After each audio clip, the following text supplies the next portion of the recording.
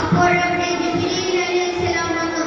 എന്റെ പൊന്നാൻ നബി, ഇവരുടെ മുന്നിലേക്ക് ഞാൻ ഈ മല വെക്കട്ടെയോ?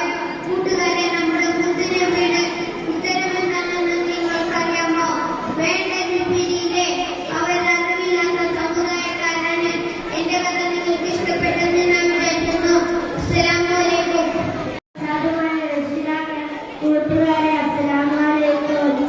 പ്രിയമുള്ളവരെ, ദേവഗം കളിക്കുന്ന സുന്ദരസുന്ദരത്തെ തങ്ങളെ കുറിച്ച് കണ്ടുകൊണ്ട് സംസാരിക്കട്ടെ. പറയുന്നുണ്ടാവും, സത്യം മാത്രമേ പറയാവൂ.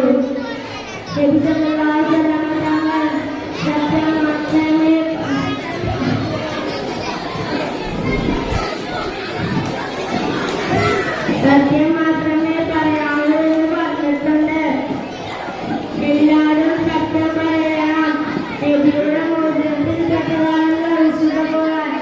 വിശുദ്ധ ഖുർആനിലൂടെ തത്വങ്ങൾക്ക് പഠിക്കാൻ ലഭിക്കും. അതുപോലെ നിർത്തുന്നു. അസ്സലാമു അലൈക്കും.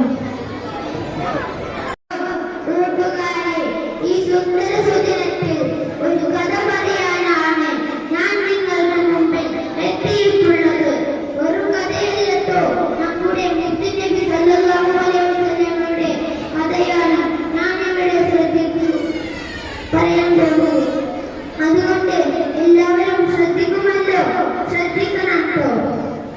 സുഹൃത്തുക്കളെ, ഒരിക്കൽ നമ്മുടെ മുത്തുനബി സല്ലല്ലാഹു അലൈഹി വസല്ലമ കഅബയുടെ സമീപത്ത് നിസ്കരിക്കുകയായിരുന്നു. നബി തങ്ങൾ സുജൂദിലായിരിക്കുമ്പോൾ ഒരു ശബ്ദം വന്നുകൊണ്ട് ഒട്ടകത്തിന്റെ ചീഞ്ഞളിഞ്ഞ ഒരു കുടൽമാല നബി തങ്ങളുടെ കഴുത്തിലിട്ടു. നബി തങ്ങൾക്ക് സുജൂദിൽ നിന്ന് ഉയരാൻ കഴിഞ്ഞില്ല. ഇത് കണ്ട ശത്രുക്കളെല്ലാവരും പൊട്ടിപ്പൊട്ടി ചിരിച്ചു. ഇതുകൊണ്ട്